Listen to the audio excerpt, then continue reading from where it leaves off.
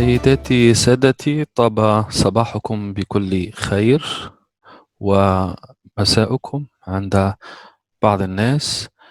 Good morning and good afternoon, ladies and gentlemen. I would like to welcome you to this new encounter, a new encounter at the shores of translation. We are really very delighted today to welcome another distinguished guest speaker, Gile, a key pioneer in conference interpreting in this area where there is a meeting point between theorists and practitioners.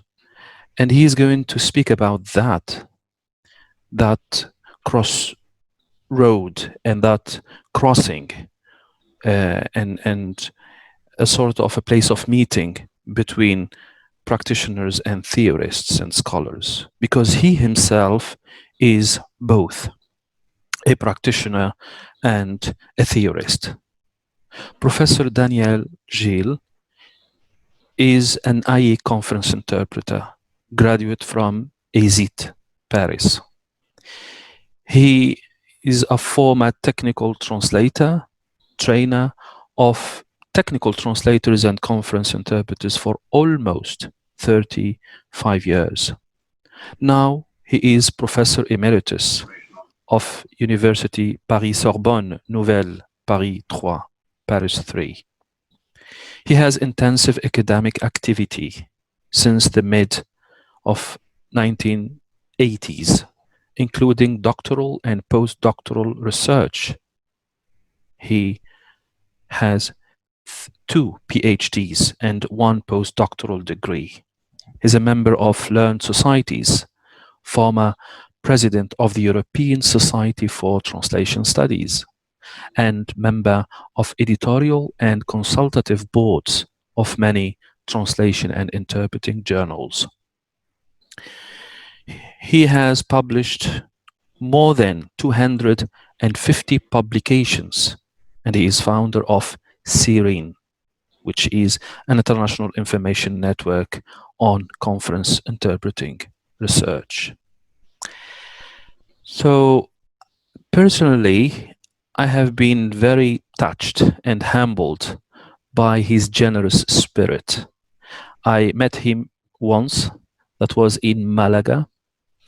I think it was 5 or 6 years ago.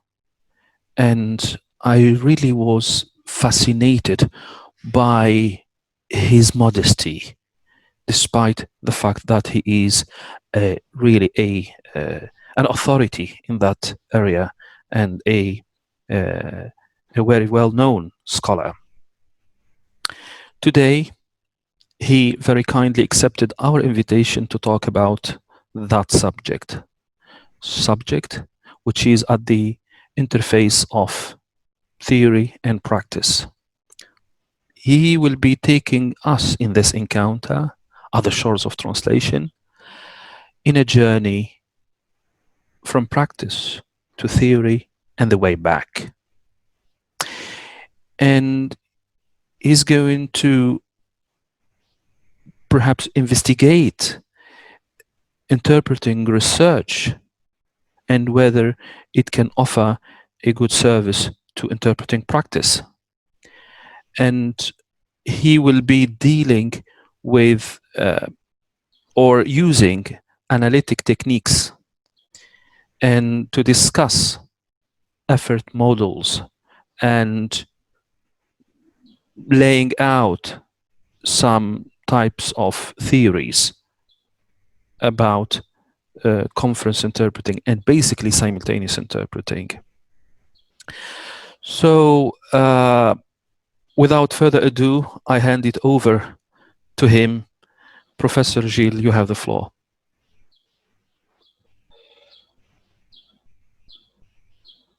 Well, thank you very much, Dr. Salhi. Hello, everyone. Sabah al khair. Dear colleagues, dear students, I think Dr. Salhi managed to enlist the contribution of quite a number of colleagues, many of whom I know for their very interesting work. He asked me to talk about the topic simultaneous interpreting, theory and practice. I will discuss the topic, keeping in mind that I'm talking to students and perhaps a few teachers of interpreting. I hope I will be able to find the ideas and words that will be useful to you. The first question, so that we know what we're talking about. What is theory? There are actually many meanings of the term, many definitions. A theory can be an idea or a belief, including ideas about how people, in our case interpreters, should deal with problems. What should you do if you do not understand an English term in a source speech when working into Arabic? Or if there is no known term accepted by the Arabic-speaking world as a whole for a particular term that is standard in English? What should you do if you are interpreting into English an Arab speaker whose style is very flowery and very redundant? We know that English native speakers prefer something that is more businesslike. Or a speaker who does not give clear indications as to logical connections between succeeding sentences, too many wa. In this sense, all your trainers have theories. In fact, in a recent study I conducted on the place of theory in conference interpreting, I found that some students worldwide actually refer to such advice as theory.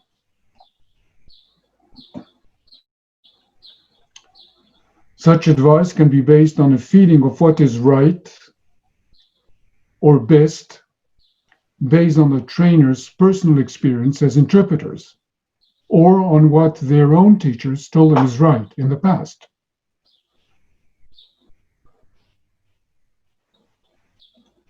Sorry.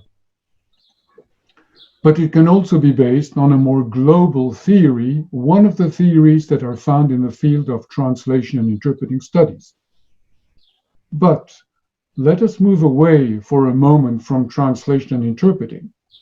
In physics, such a global theory, a model actually, represents the atom as the smallest component of matter, atoms being composed of electrons orbiting around a nucleus made up of protons and neutrons with a set number of electrons on each orbit, and electrons having a negative charge while protons have a positive electric charge, and some rules that govern the interaction between those particles. You may remember this model of the atom from your secondary school days.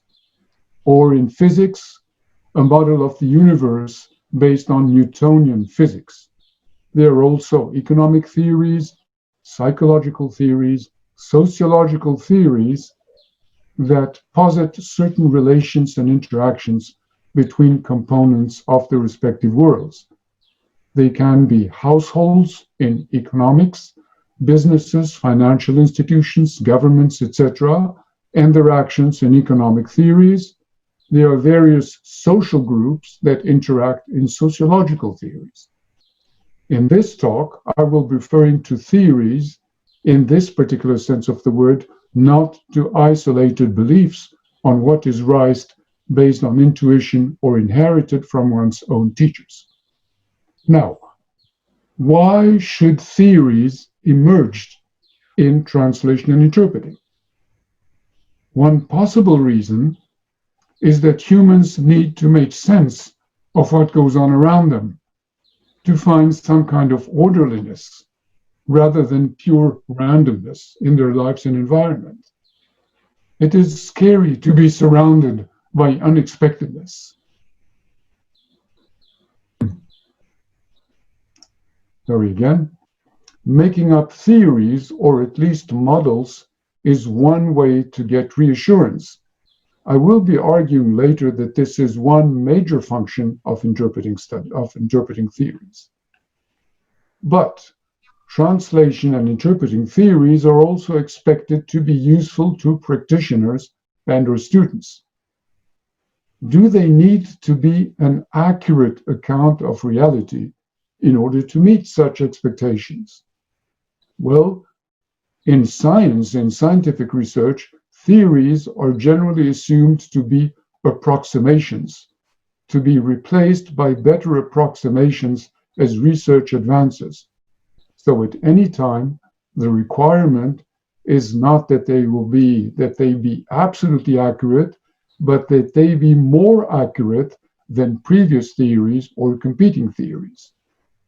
But they can be useful even though they are not absolutely accurate. For instance, the theory of the atom as the smallest unit of matter with electrons, protons, and neutrons only is now known to be inaccurate. But still, it is useful to explain how electrons combine to form stable molecules and many other physical and chemical phenomena. By the way, how do you assess how accurate a theory is? Well, the most widely accepted idea is that in research, theories should be able to explain things that are observed and measured, and to predict things that have not been observed or measured yet. Assessing this predictive power involves deriving specific hypotheses from the theory and then checking whether they are corroborated by factual evidence. But I'm not going to go further into the technicalities of that topic, which goes beyond the scope of this very modest talk. In the context in which we are interested in theory today, namely interpreting practice, a specific expectation from theory among practicing interpreters, and especially students and interpreters, is guidance. Both students and practitioners of interpreting would like theory to provide them with guidance of two kinds. First of all, on how to improve their performance, and secondly, to help them answer to some fundamental questions that have been hot for a long, long time. For instance, should one's work into B language or into one's A language? Do we need to be proficient in consecutive in order to be good in simultaneous? Is the difficulty of interpreting language specific or language pair specific or not? If it is, to what extent?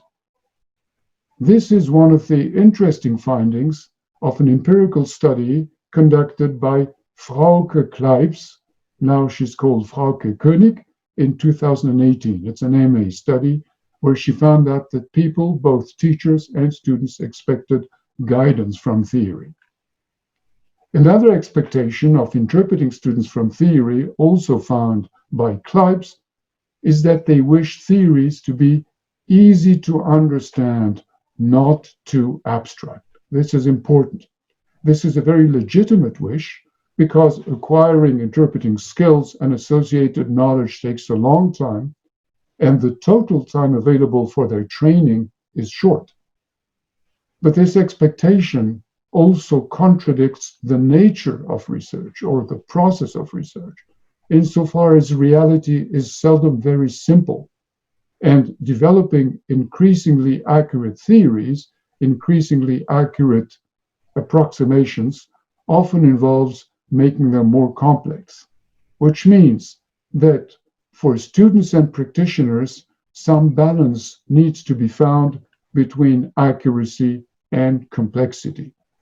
And theories that are most useful for students and practitioners are not necessarily those which suit best the needs of researchers. This is something we need to remember, I think. Okay, let's move on to theories in conference interpreter training. Well, what theories do we have in conference interpreting? There are many, but today I should like to focus on just a few, including the two most popular ones according to Kleib's study and to a more recent study by myself, which I conducted at the end of last year, namely interpretive theory and the effort models, in the plural because there are several of them. Let us start with interpretive theory, also known as the theory of sense, théorie du sens. which was developed in Paris by Danica Seleskovic and Maria Lederer in the 1970s, perhaps with initial ideas a bit before that. I suppose you are familiar with this theory, but just to make sure that we know what we're talking about, interpretive theory, which applies to both translation and interpreting, though it was initially developed for interpreting, says that basically, when translating, rather than seeking linguistic equivalence to words and structures in the source language, translators and interpreters first read the relevant section of the source text or listen to it and construct a mental representation of what they call its sense, then forget the linguistic structure of the source text or speech and reformulate its sense on the basis of its deverbalized mental representation. I first encountered this theory when I was a conference interpreting student at ESIT in Paris in the late 1970s. Well, I already had close to 10 years experience as a technical translator, so I found this theory very attractive because it justified some freedom from the linguistic form of the source text and told us students not to worry about whether a sentence in the target text is linguistically similar to the sentence in the source text. Just make sure it means the same thing. It did not say that terminological equivalents were to be banned, but basically, as regards everyday words and sentence structures, it said, don't worry about similarity of form, just take care of the sense of the sentence and the words will take care of themselves. Intuitively, this made sense, and it certainly provided us students with a welcome type of guidance, which helped us avoid language interference. Nevertheless, some students challenged the legitimacy of this principle. If an author or speaker chose his or her words and sentence structure in the source language in a certain way, who are we, translators or interpreters, to disregard such choices and make our own choices? When I started doing research into translation and interpreting, I found one way to justify this freedom. In an experiment, which I replicated many, many times, hundreds of times, and others did too, I drew on the blackboard in the classroom a drawing or a graph that represented an idea, a simple idea, and asked people present in the room, sometimes students, sometimes professional translators and interpreters, sometimes other people, to verbalize this idea in their native tongue. It turned out that in almost all replications, every sentence produced was different from all other sentences. Sometimes the differences were very small, but sometimes they were very large. This was an indication that the same idea tended to be expressed differently by different people. But this was not enough to justify the freedom prescribed by interpreting theory. After all, perhaps each person verbalized ideas differently, but still made personal choices that had to be respected by translators.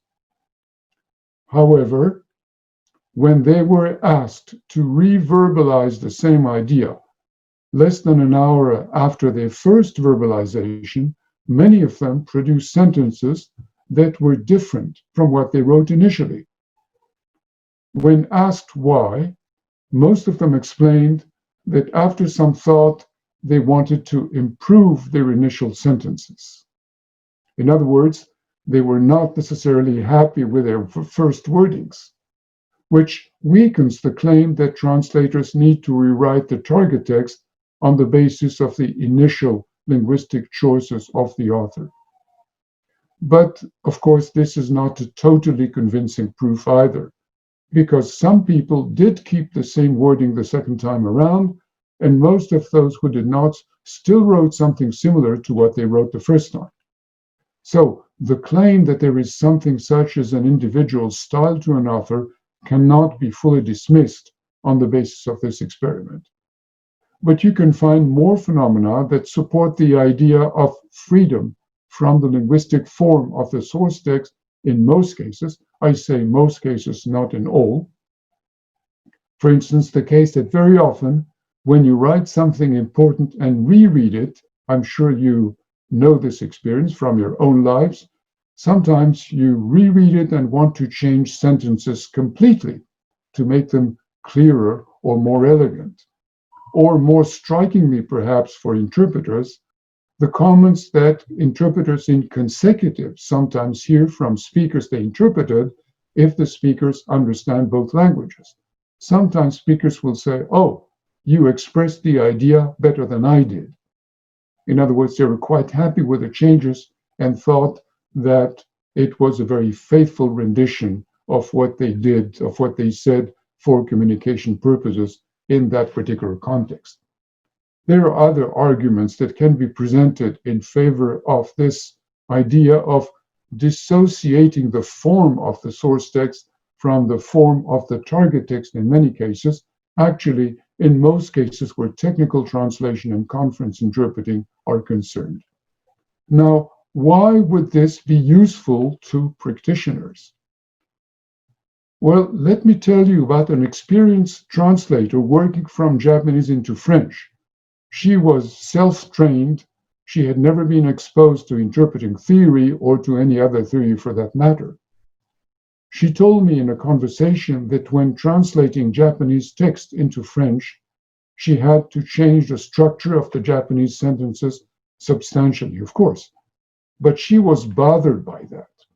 In other words, what she was doing was right, but she was uneasy about it. My guess is that had she been exposed to interpretive theories and convinced by it, she would have been prepared for these changes and her uneasiness would have not appeared. She might even have been able to produce her translations more rapidly and perhaps more creatively and efficiently. But of course, this is only speculation on my part. One problem I found in interpretive theory is the claim that between comprehension of the source language, text, or speech and its reformulation in target language, there is an intermediate stage during which translators and interpreters keep no memory of the linguistic form of the source text. This is a very heavy claim. It was probably originally based on an experiment by psychologist Sachs, reported in 1967. Sachs showed that when listening to a sentence, people tended to rapidly forget its precise syntactic form and retain in memory its semantic gist. But he never claimed that no memory at all of the linguistic form of the sentence remains. And actually, introspection by anyone shows easily that generally some memory of linguistic form does remain in the listener's mind. This is not an objection to the main idea of interpretive theory, which I explained above, but it does breed some doubts as to the credibility of the theory as a theory, which is a pity.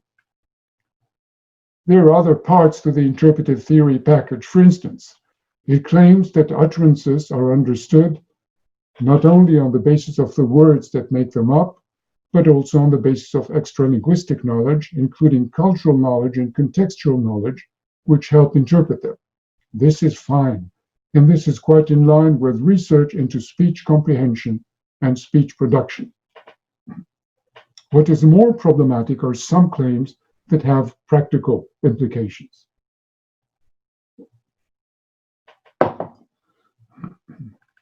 For instance, proponents of interpretive theory claim that interpreting is the same whatever the languages involved, that the idea that interpreting from one specific language into another specific language is easier or more difficult than interpreting from another language or into other languages is a fallacy, provided the languages concerned are mastered fully by the interpreter.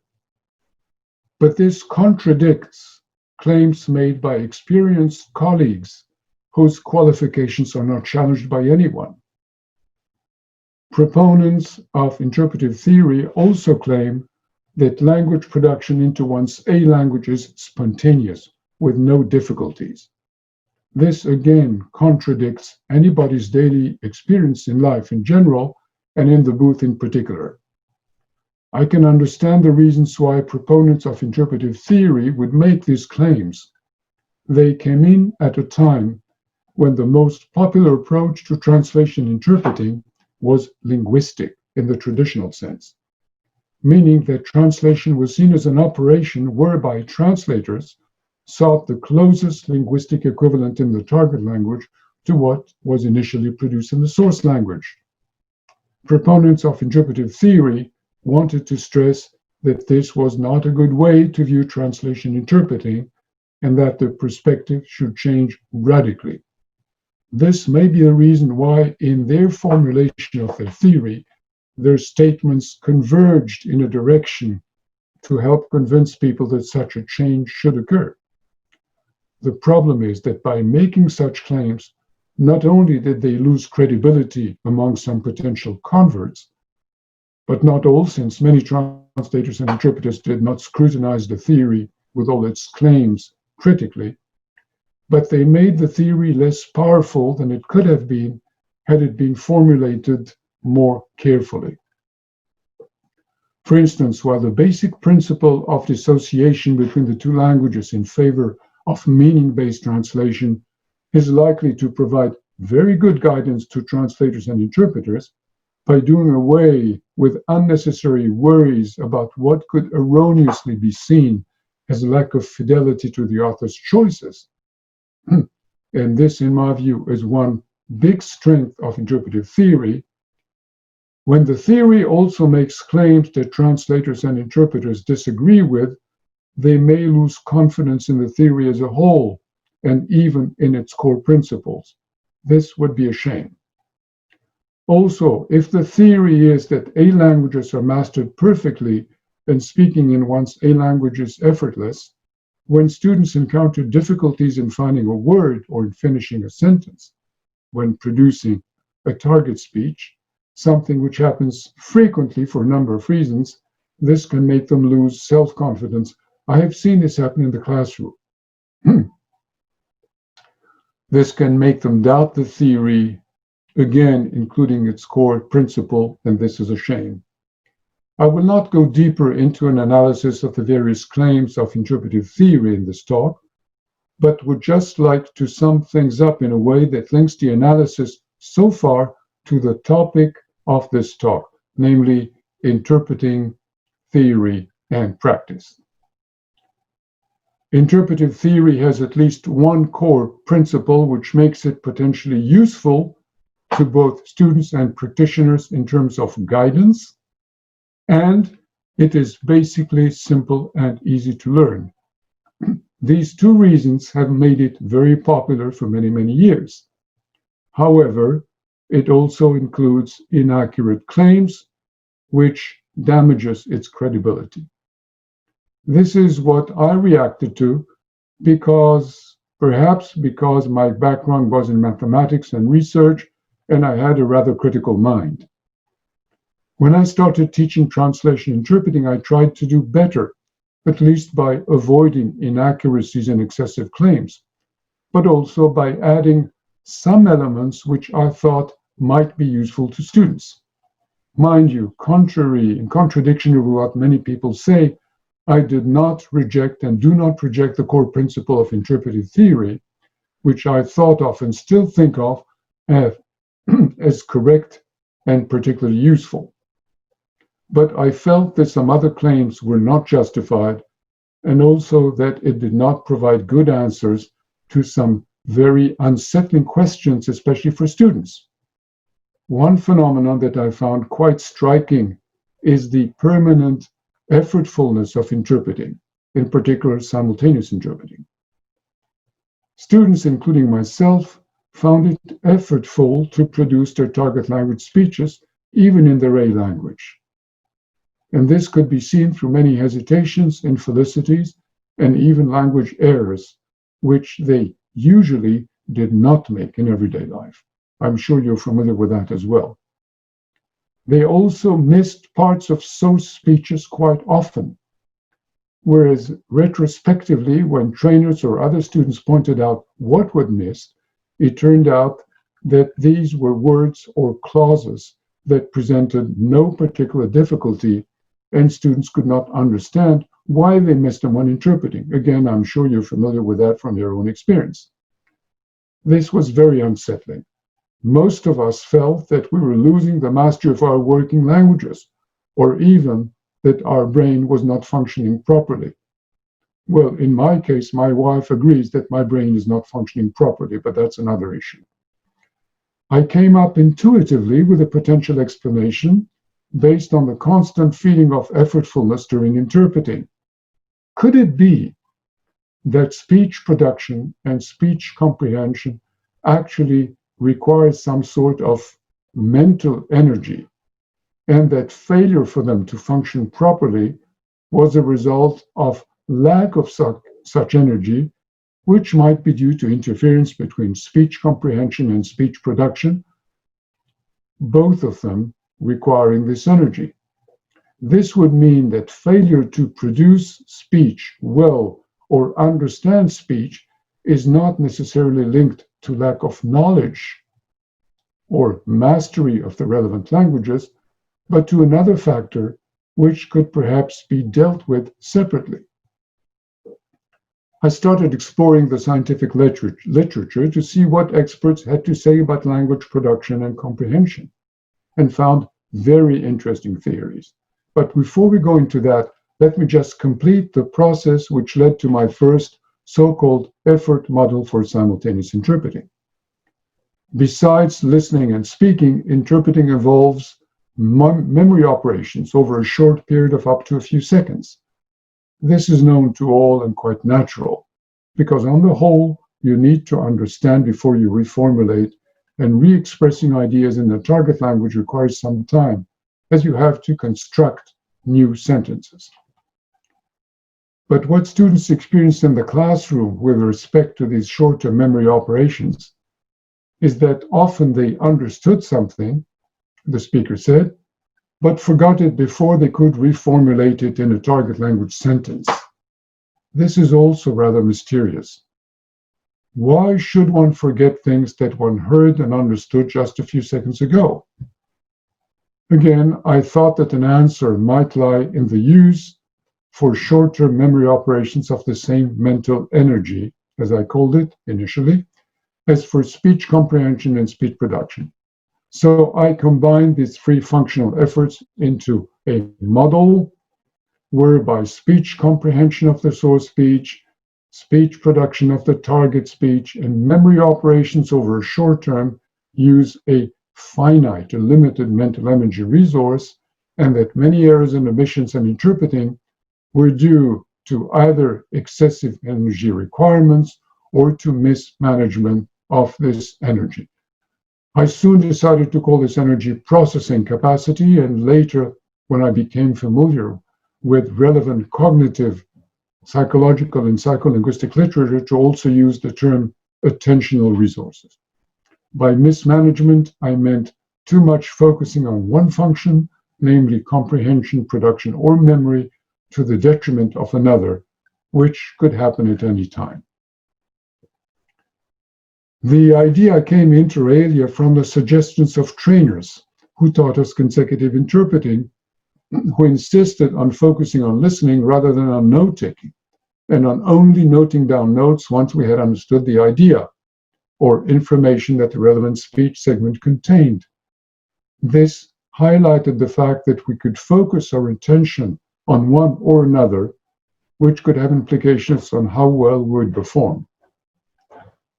As I explained a few minutes ago, I soon started to explore the scientific literature and rapidly found out that psychologists had come up quite some time before I did, unfortunately, with the idea that many mental operations, actually not only mental operations, physical operations as well, required some processing capacity or attentional resources, that it was limited at any time, and that when two such operations were conducted at the same time, This led to a deterioration of one or another, starting with a certain level of difficulty.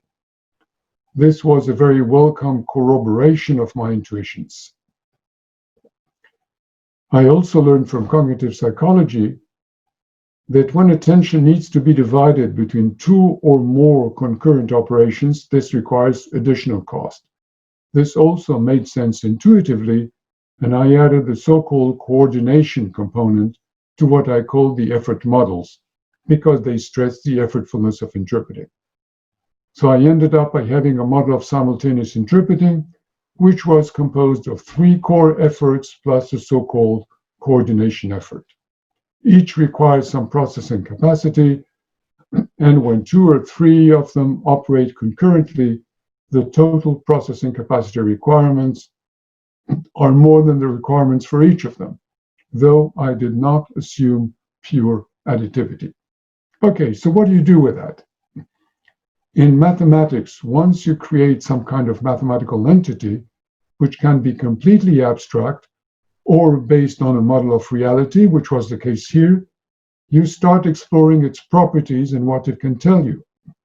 In this case, I found that the effort model of simultaneous interpreting explained quite a number of errors, omissions, and infelicity, as well as other phenomena, such as the fact that sometimes interpreters translated correctly one difficult speech segment and then failed to translate correctly a much easier segment that came shortly afterwards. They also explained why names, numbers, and enumeration triggered interpreting problems, etc. The effort model, which I developed for consecutive, also provided a conceptual framework to think about various pieces of advice that were given about note-taking in consecutive, including what to note, how to note, in what languages, etc.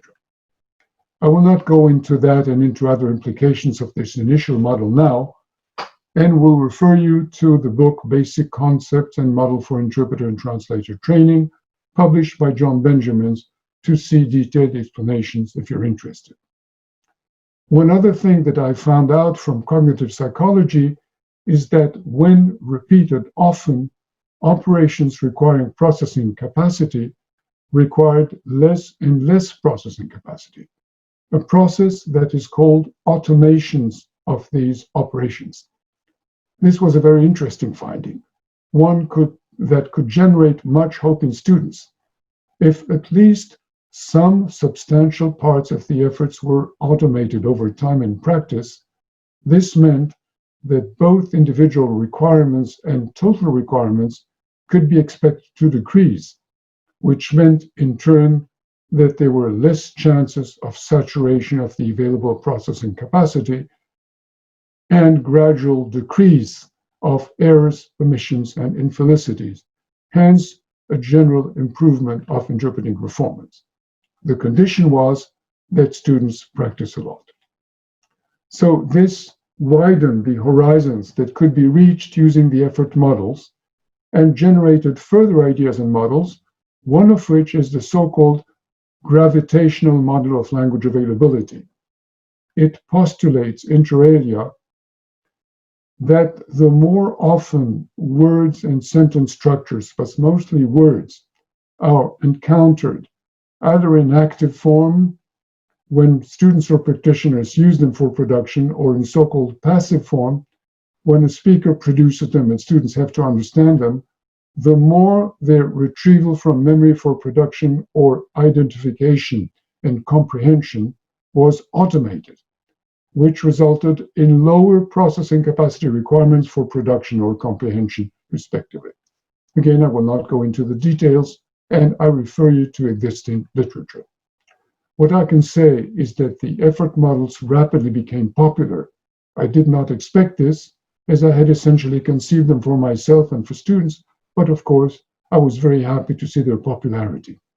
What made me even happier was the reactions I started to get from many students, reactions such as, thanks to the effort models, I am no longer as upset as I was by my failure to perform well in class, or the effort models reassured me, or the effort models tell me that if I work hard, things will get less difficult and my performance will improve.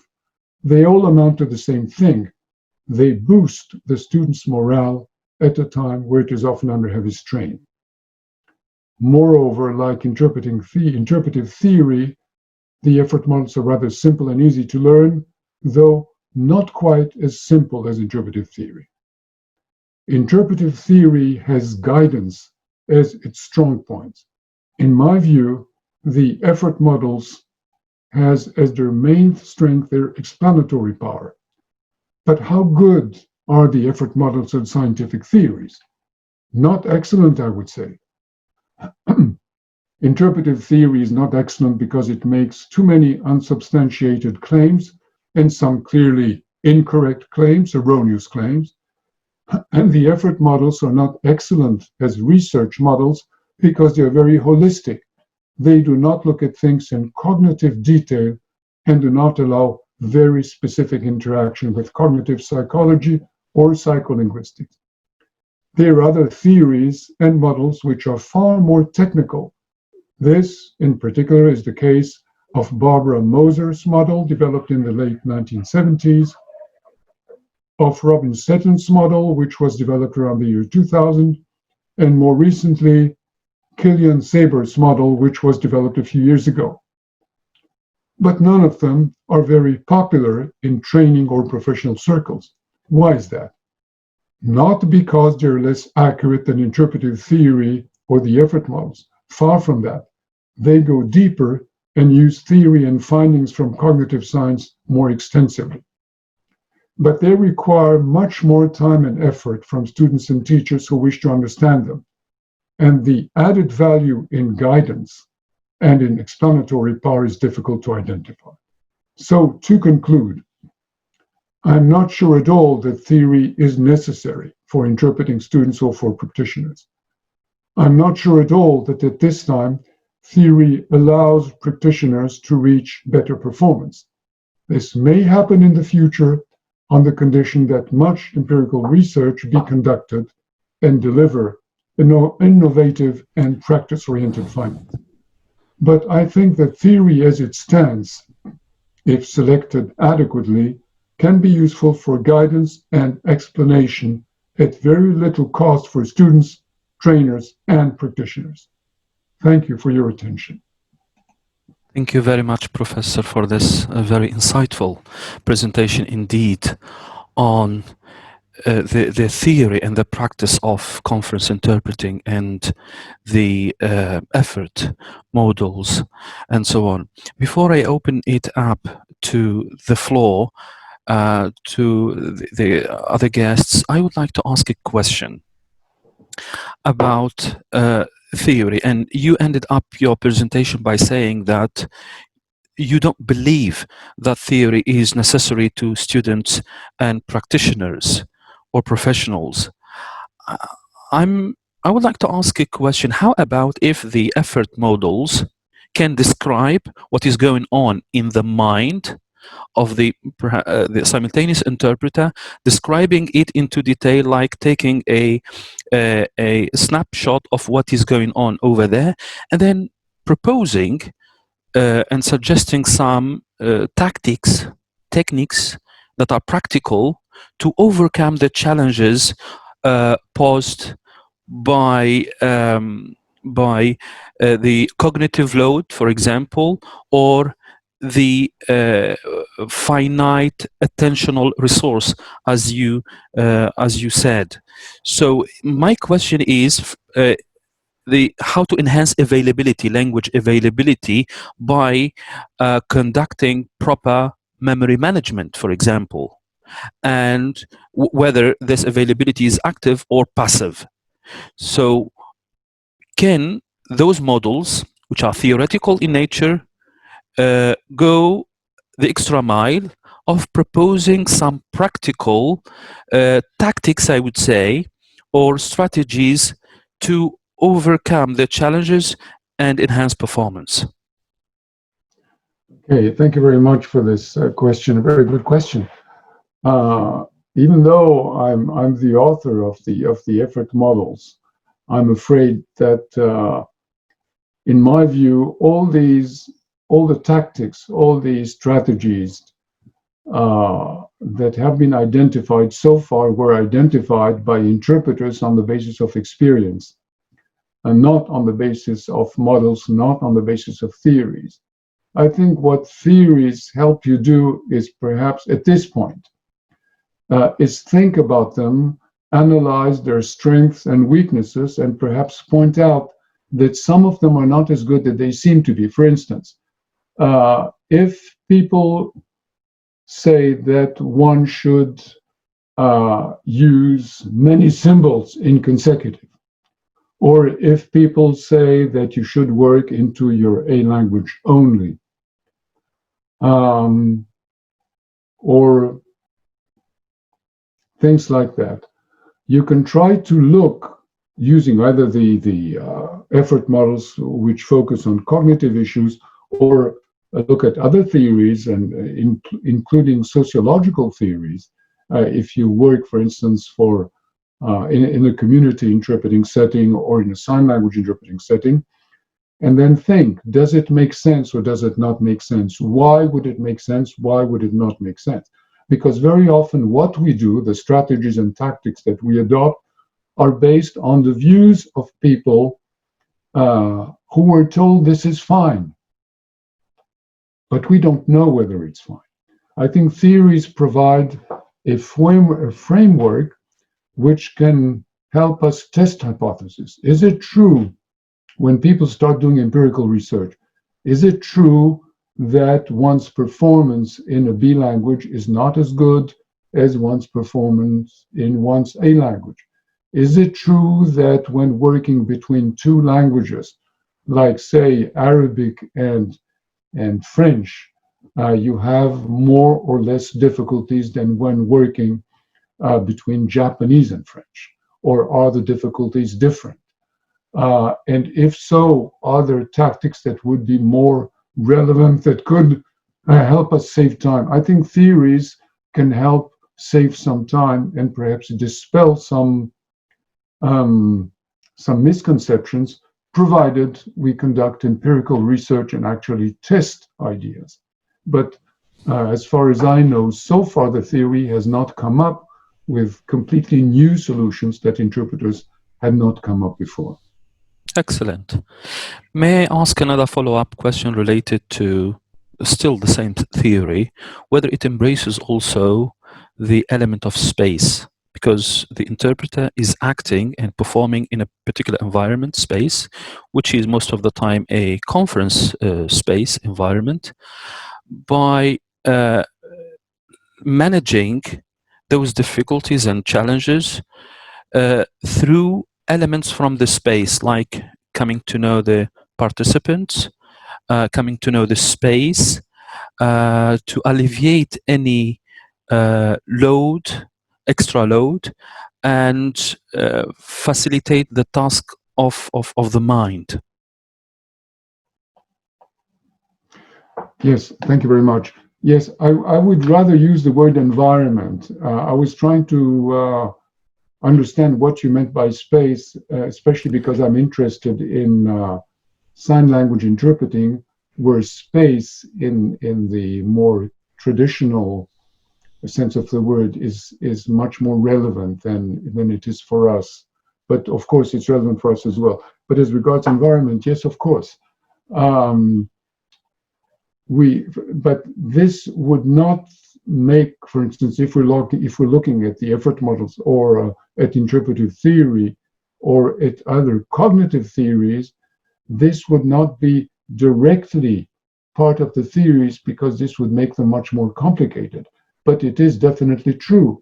We know from psychology, for instance, that the more knowledge you have, it could be contextual knowledge, it could be environmental knowledge, it could be all sorts of types of knowledge, the mental processing, understanding what people mean, even if they speak in a somewhat clumsy way, which happens, is much easier. It takes less time. And in terms of processing capacity, in terms of cognition, attentional requirements are less, and there's a lowered risk of error. So yes, definitely. theories when you explore the environment. By the way, cognition now is seen as embedded cognition. People now believe and are starting to explore the idea that cognition is not just something that is in the brain, but that is wired into the body, into our interactions, into social interactions, into affective interactions, and that all of this definitely has implications on how we process things. So, of course, it's quite interesting. The question for practitioners is, how far are you willing to go into the complexity of theory and empirical testing in order to get answers to questions? And can you put the answers that you might get, but it takes a long, long time to get answers, when you do get answers, because very often there's so much variability that you don't, is it worth the investment for practitioners, people who actually want to interpret and do their job well? I'm not sure. It's not. Excellent. Yeah, you're right. Yeah. So just what I meant by space is, yes, it is part of the environment, but it is the narrower, let's say, area of the environment, in the sense that it is to use the term of the practitioners, it's the hub. When you arrive in this scene earlier than other participants, to get acquainted with the participants and the scene. So this is what I meant. Let's open it up to the other participants, please. If you have questions or comments, please show that blue hand. I can see 2 hands now. Professor, I know we are discussing now the issue of memory management. Do you like rounds of questions, or you give your response after each single question? Perhaps single questions would be fine, so that there can be follow-up. It's as you wish. Okay, thank you very much. So we'll take rounds of 3 questions. Maha, and then Muntasar, and then Duha. Maha, please. Thank you very much, Hammouda, for hosting this very interesting series. And thank you very much, Daniel, for this very interesting lecture. You said something about how the repetition of a process leads to the automation of a skill, and that would lead to less cognitive load, which is reassuring, or it was reassuring for students of interpreting.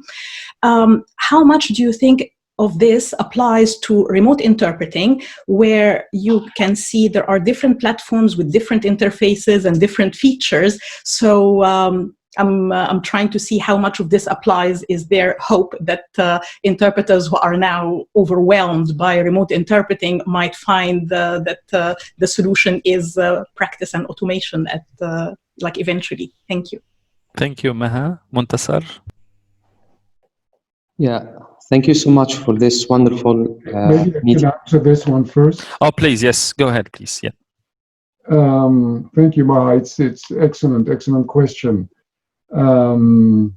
It reminds me of Simultaneous, when Simultaneous was first used and people couldn't cope with it because you were no longer sitting next to the speakers and you were isolated, and maybe the sound was not very good, etc.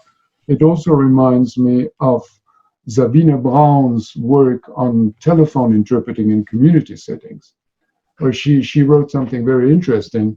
She wrote that initially it could be overwhelming, but the question is whether you get used to it, whether you learn how to use the cues differently. And it also reminds me of remote simultaneous interpreting that is done by sign language interpreters.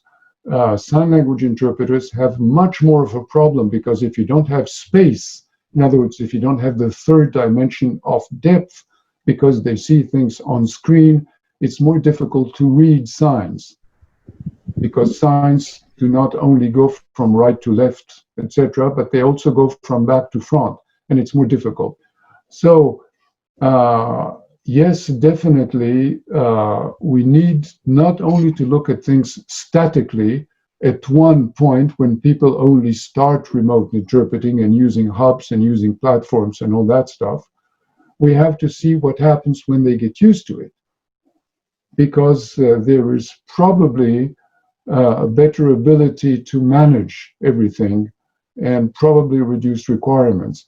But that should not do away with all the problems. I mean, some problems remain. For sign language interpreters, if my understanding is correct, even though they may get used to signing remotely from a screen or with a screen only, it still makes it more difficult to interpret the signs, to interpret what people are signing. And with remote interpreting, we may get used to things and appreciate the advantages. I think you listened to Kilian Saber's very interesting presentation the other day. He said, for instance, that with remote interpreting, you had a possibility of seeing the lip movement of speakers, which you often could not do when you're on site. So there are some advantages as well. Plus the fact that there will be augmented reality. People are experimenting with that, including things like automatic speech recognition and perhaps displaying names, numbers, or even technical terms on the screen to be used for you. So this would mean that you would not have to worry about finding them yourself. It will add some attentional requirements because you would have to shift your attention from what you see visually to what you hear, and there are latency problems. But yes, there definitely is some hope. We just have to look at things and see how we learn how to cope with the various specific idiosyncrasies of an environment, of a new environment. Thank you. Thank you very much. Thank you. Montasar, please. Hi, thank you so much for this wonderful meeting. And my question is also related to repetition and automaticity. So in the context of learning, we know that students learn by repetition. So what about in interpretation? Can repetition lead to automaticity? And my second question is, how can we overcome the problem of short memory? Thank you. Professor, would you like to answer now, or we take another? Yes, no, because it's a different topic. So let me please just answer now, just in case my answers are not satisfactory. Repetition, when we talk about automation, or let's say when cognitive psychologists talk about automation, it's not mere repetition. It's repetition which engages more than just something mechanical. So repeating a word 1,000 times will not be efficient, but repeating a word when you need to produce it in order to express an idea, or listening to a word as it is pronounced by many people. For instance, if you speak, let's say, Tunisian Arabic, and you listen to someone from the Mashriq in a word that is pronounced very differently, and in the beginning you have problems understanding it, you listen to more and more occurrences of the same word in different contexts, in different sentences. Every time this involves processing, this is what would increase automation. But just repeating is probably not very efficient, though it does involve a bit of processing, so it could help you a bit. But just learning by heart, repeating mechanically is probably not the best thing. As to the other question about short memory, what seems to be interesting, and I am not sure about the claims, I suppose you're not talking about working memory in the cognitive sense, you're talking about short memory in the usual sense of the word. Okay, it seems that the more you understand things, the more you can structure them, you can introduce them into an existing knowledge structure, the easier it is to remember them. So I don't remember who it was who said that Actually, many interpreters don't have such a good memory, but still they can remember, they can do consecutive of long speeches. How come? Because if they understand, if they structure the speech along a logical path, that helps them. So if you have students, or if you as a student feel that your memory is not good enough, perhaps it is not a problem of memory. Perhaps you do not structure your knowledge, you do not analyze it in the context strongly enough so that the memory is there. Good. Thank you. Doha, please. Hello, good afternoon. My question is, well, first I have to say that I reckon that the model is one of operational constraints, but shouldn't it there be a variable X for external variables like conditions, like for example, personal problem or a bad night's sleep or something like that, and a Y for mental health issues, like if an interpreter have anxiety, OCD, etc. Thank you. Yes, it's an excellent comment. Yes, of course, of course. Fatigue, motivation. There's a psychologist, a mathematician called Daniel Kahneman, who wrote a very interesting book, which I recommend to you, Thinking Fast and Slow. He got a Nobel Prize for economics, strangely enough, because in his psychology he explained why people who are very rational take irrational decisions. And one of the things he said is that indeed, even fatigue, even the loss of glucose, the loss of sugar in your body makes you perform less well. And of course, if you're stressed, if you're a student in the classroom, or if you're stressed because you have a high stake assignment. I remember a number of times when I interpreted live on TV, it was absolutely terrible, and I think my performance was awful. I even wonder why they hired me again, because there was too much stress, which was not linked actually to the actual difficulty of the speech. Just the stakes, just the environment, just knowing that people are listening to you, etc. And obviously, mental health will change things. And again, mental health is a very interesting issue for sign language interpreters, because the whole signing changes.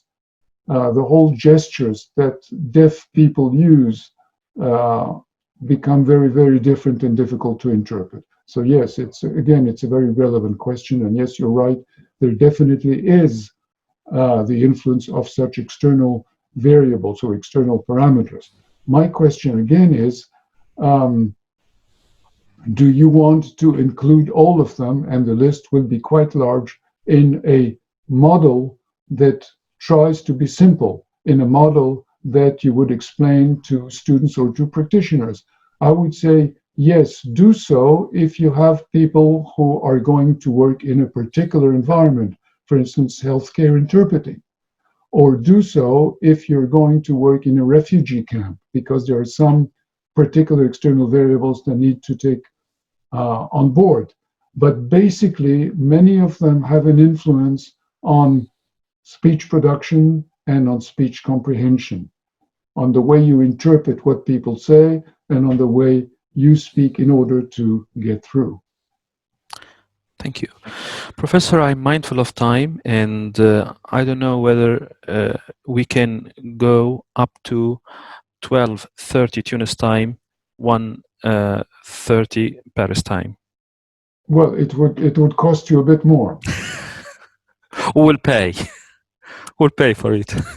Thank you so much for your generosity. This is not paid, of course, as you know. Yes. It's my pleasure. Yes. Thank you very much. Okay, let's take Human now. Okay, thank you so much, Professor. I'm really interested in the effort model, and I've used it for my students to explain the whole process and to increase their morale, and indeed it helped them a lot. But when I tried to use it in my research, I felt that I wasn't sure. I couldn't exactly justify why the interpreter made this choice. it was always like I'm guessing, is this normal? And I can claim that this is the best model I've come across. So is this normal that I cannot tell exactly why the interpreter said this and not something else? Thank you. Yes, well, a theory is only a conceptual framework. Then you would have to look at empirical research to do that.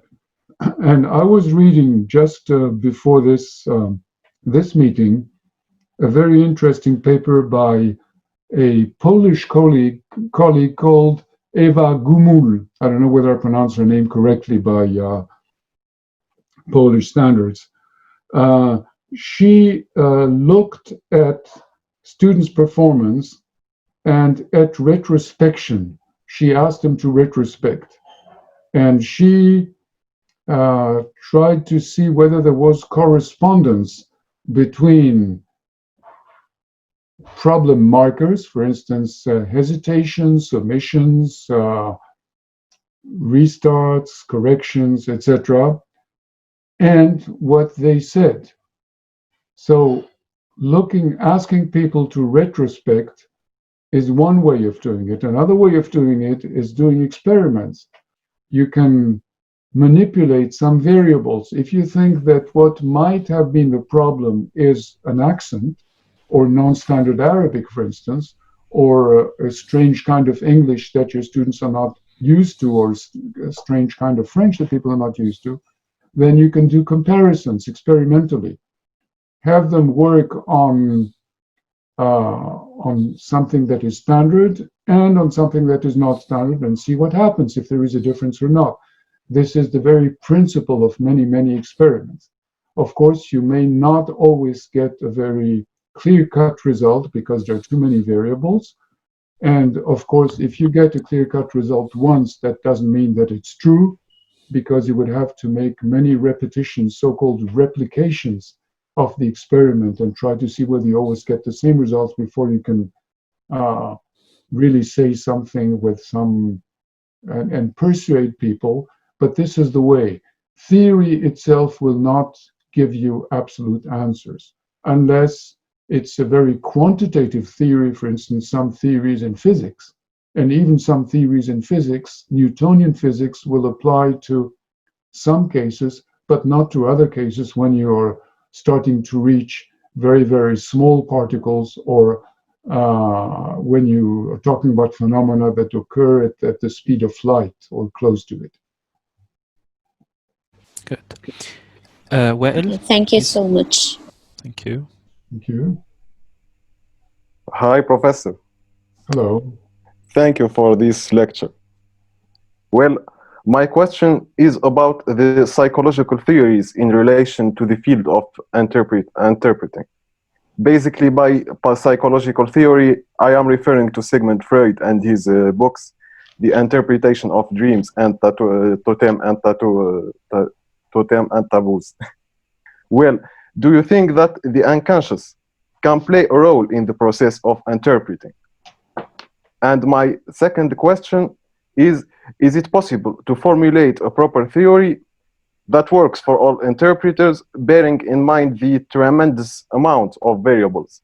And by variables, I mean experience, memory, culture, mental conditions, age, gender, and so on and so forth. And thank you.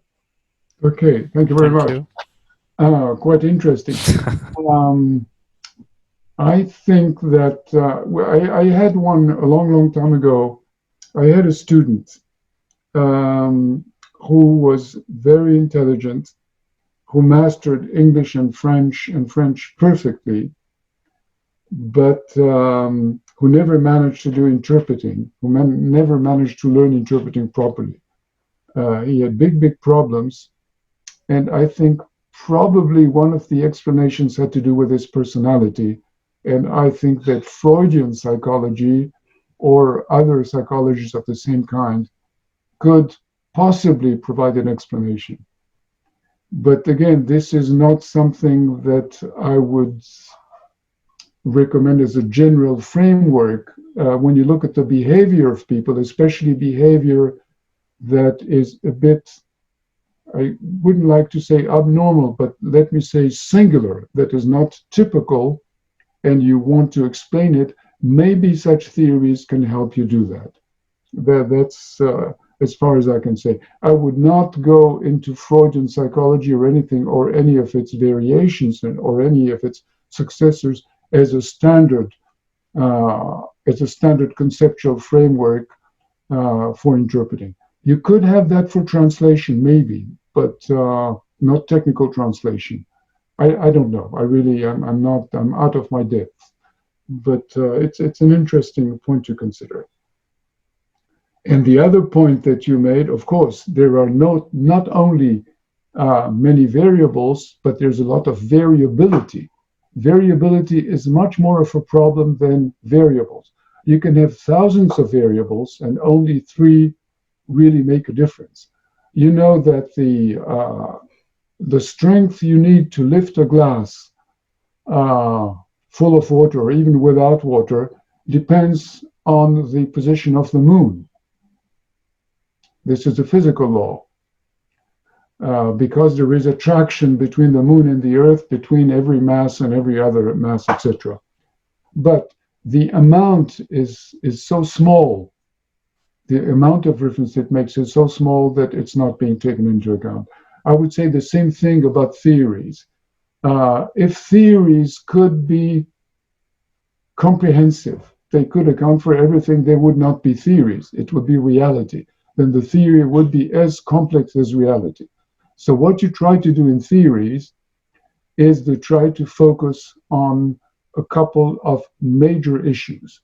And I think interpretive theories focused on the one issue that it considered very important, and I agree that it is indeed very important, namely the reformulation on the basis of meaning and not on the basis of language. Even though, of course, languages are used, we're not going to go into that. The effort models only focus on the effect of cognitive pressure. They do not claim to do anything else. You have other theories which are sociolinguistic theories.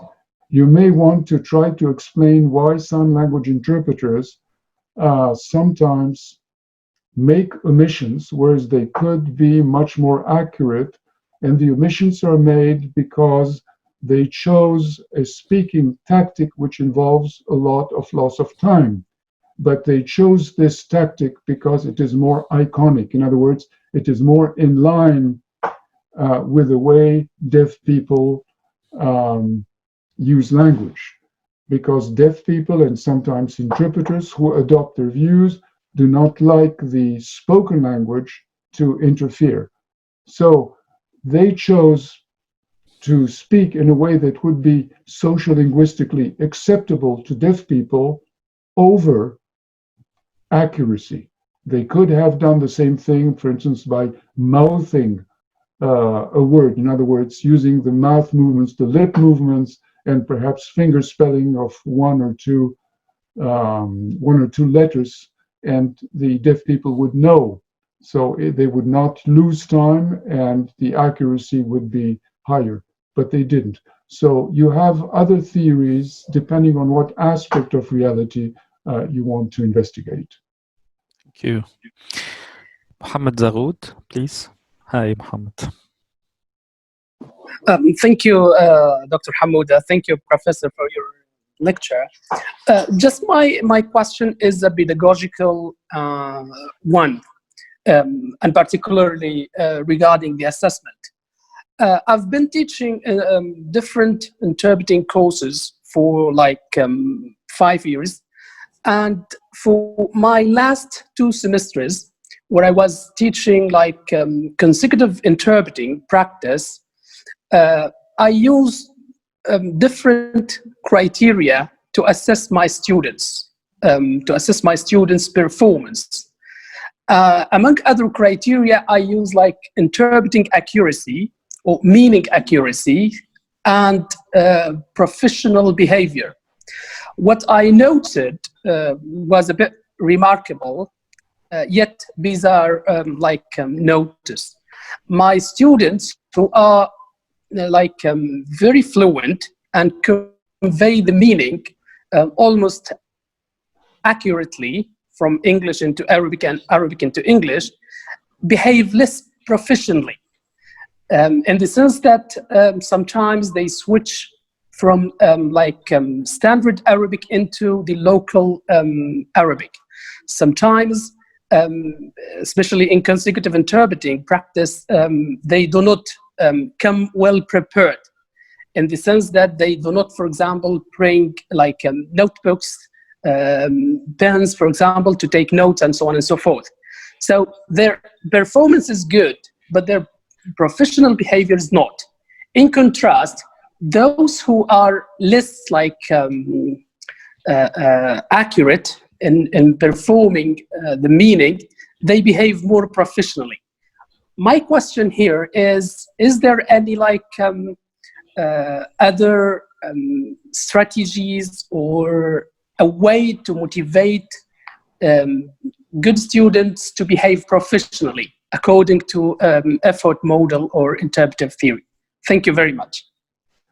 Thank you. Yes, it's interesting. I don't think the effort models focuses on cognitive issues, not on behavioral issues. I have another model, which is the quality model. What is quality? It's in the same book. You will find a chapter on quality as well. I think you can stress that quality is that there has been a lot that has been written about quality, but people have got to understand, and there's many ways of doing it, that an interpreter serves people. The interpreter is not a machine that performs linguistically or that performs cognitively. You serve people, and you have to have some of idea of who you serve, why you serve, and how you should behave in order to serve them properly.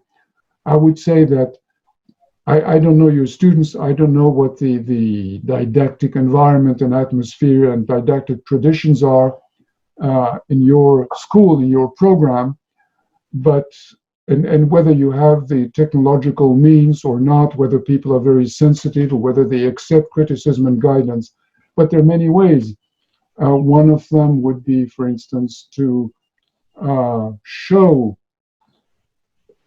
recorded performance of interpreters who do not behave very well, or to tell about things, just simply to tell anecdotes.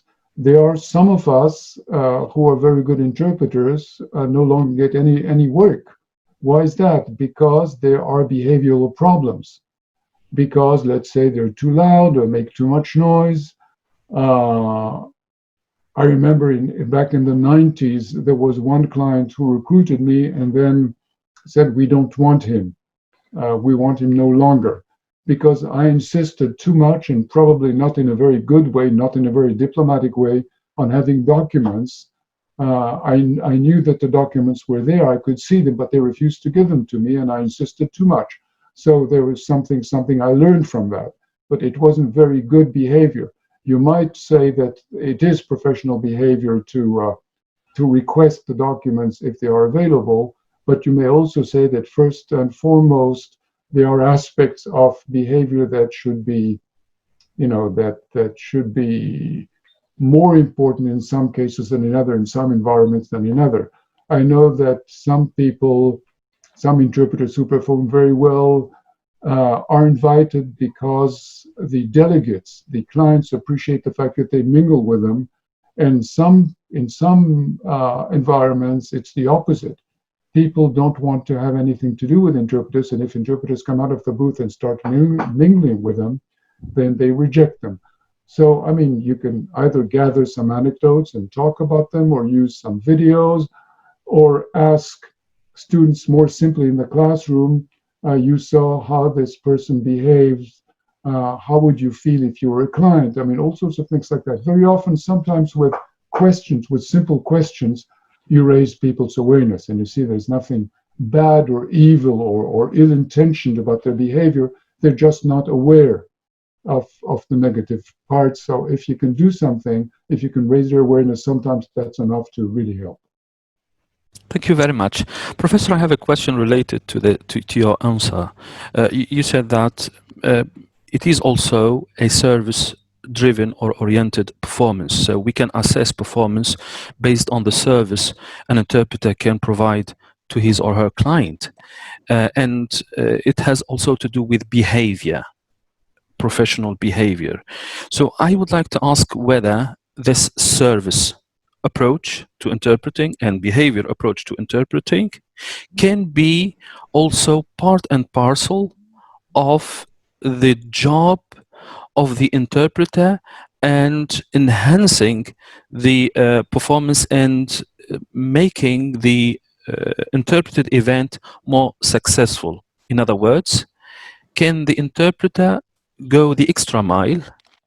And perhaps there is a debate here, extra mile, by assuming and playing other roles than the linguistic and the communication roles, because interpreters are multidisciplinary by definition. So, and they have so many skills and perhaps talents. Are they also called upon, according to this theory, to make the communication more successful, to make this skill at the service of their clients, especially in community interpreting and consecutive interpreting here, I mean. And this raises another question, which is of visibility of the interpreter, whether it is visible or invisible in that box. And another question related to such as the role of a consultant, and how far the interpreter can go and educate his or her client before, during, and perhaps after the event. This is my question. Thank you. This is not a question. This is an invitation for a conference by many speakers who have been looking at the issue for a long, long time and who know about it much better than I do. In a nutshell, I think that there are a couple of questions here. One of them is the definition of the role, of the professional role of the interpreter. Initially, conference interpreters, AIIC conference interpreters have had very strict rules.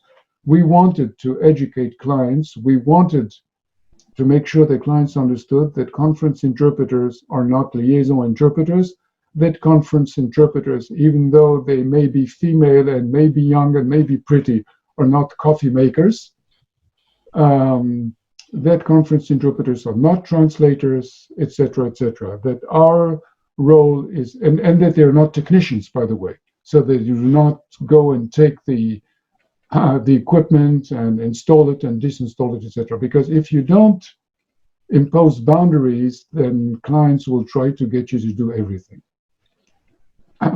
But the question is, what environment are you working for? If you're a conference interpreting working for a head of state, then the view is a bit different. You actually serve the interest of the head of state and your country in that way.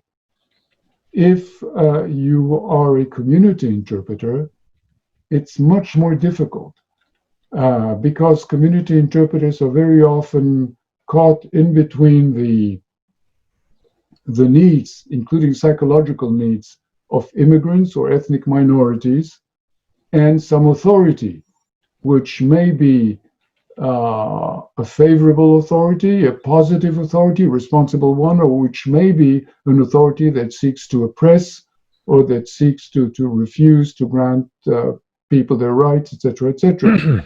And then there may be many other conditions, many other variables that come into account, including discrimination, including racism, including sexism, including all sorts of things.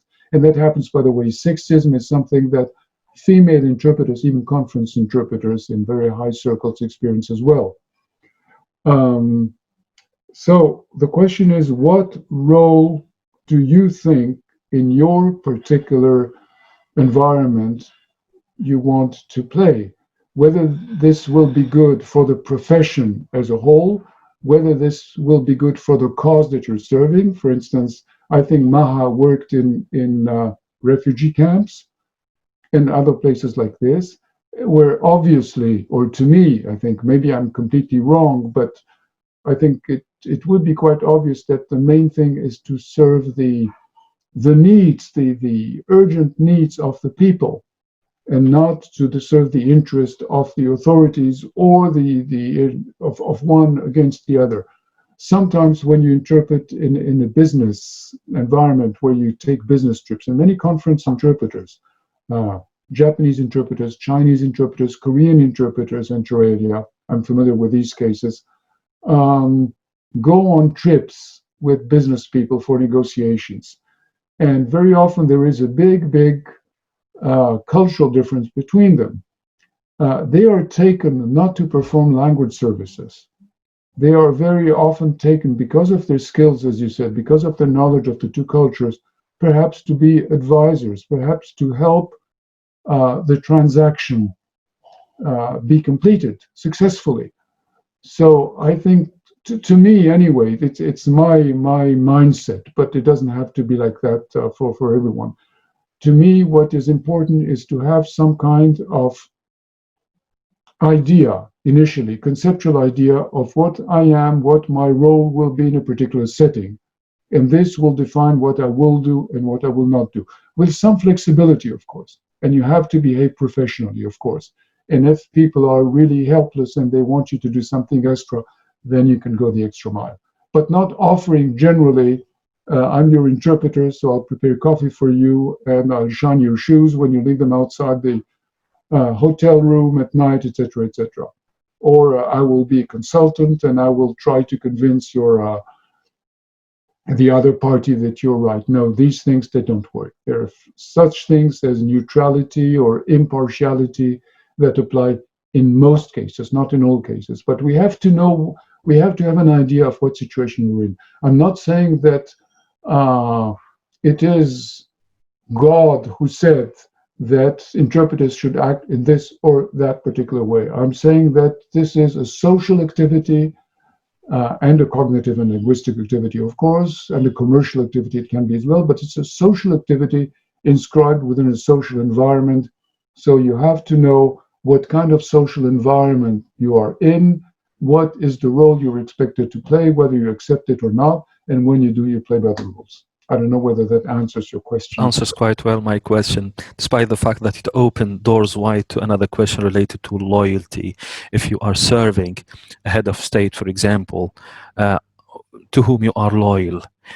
And this also brings another question related to the targeting of interpreters in conflict zones, because they are called as traitors, because they are loyal to the enemy, and so on and so forth.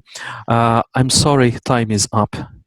The discussion has been very informative, and I can see in the comments that so many people, participants, they have requested the recording of this landmark discussion, and it's a whole conference. I'm sorry, Mohammed Jasm, I cannot take you because time is up. So I hope that we can meet in the future on another occasion, perhaps face to face. I should reiterate my thanks and gratitude to you, Professor Gile, for accepting our invitation. You have been a charming guest, and you took us through that journey from theory to practice, and then back. You brought us back safely to where you took us in the beginning. This is an encounter in that series of encounters at the shores of translation. Thank you very much for being our guest at that shore. Perhaps some concluding remarks, if you wish. Well, just thank you very much. Shukran laka. Shukran. Good luck to everyone. Thank you. Bye-bye. Take care, everyone. Bye.